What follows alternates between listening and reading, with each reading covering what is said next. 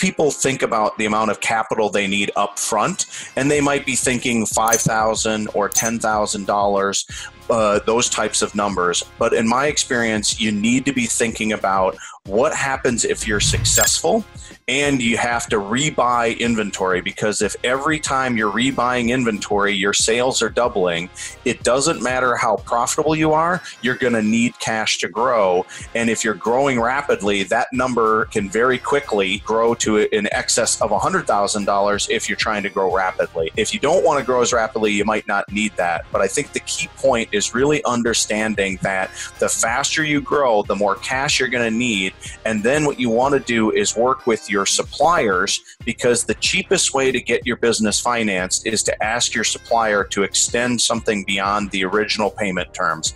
So 30% down, 70% before it ships is what's common. But as you grow, you want to be able to get better cash flow terms from your supplier, and recognize that the faster you grow, the more cash you're going to need. You can start these businesses very inexpensively, but what I find that a lot of people miss that I'd really like to give as a tip is what happens if you're successful, making sure you plan for that day well in advance so that you don't run out of stock and your hard work goes to waste. So starting out on Amazon, it's a fraction of the cost of startup capital to most businesses that most people start. So even if you spend a couple of $1,000s on launching a new product, that's pretty reasonable. My first product I did for $300, and I really like cheap launches. So even if you have got deep pockets and can afford to do a big launch with a big minimum first order, I still think, because we're going to have to build portfolios of products to win on Amazon now, the person who can do the most and the cheapest launches will be the winner. So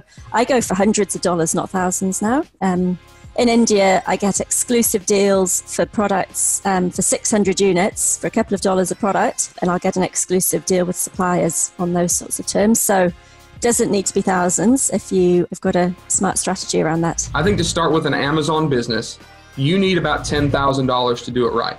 I know there's stories out there of people starting with $200, and I understand that works, but it's going to take a long time to build up. Here's how I tell people to break their budget out. $10,000 to start well as an actual business. You need $2,000 in education. I'm not saying you have to go out and buy a $2,000 course, but I'm saying if you're starting out, spend $1,000 and go to a 3-day Amazon Sellers Conference. Go meet as many people as you can. You can go to a 3-day conference, spend $1,000 and meet 50 people and gain more experience than other people might, watching YouTube videos and stuff for 6 months. I think you need to have $6,000 for inventory. With $6,000, I think that you can realistically purchase test samples of maybe 5 or 6 items, depending on what you're looking at. They may not be the final product that's super customized and high on the queue, but it'll get your foot in the door.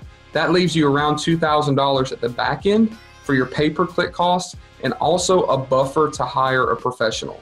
Now, I know that we all like to think we can do it all, but I see all the time where customers think they have a really good grip on something, and at the end of the day, they really don't. So use that as an emergency fund. If your listings aren't converting and you realize that you're lost in the weeds and can't figure out how to get your listing optimized, your PPC nailed down, spend some money and hire a professional to do that for you and get yourself out of that water.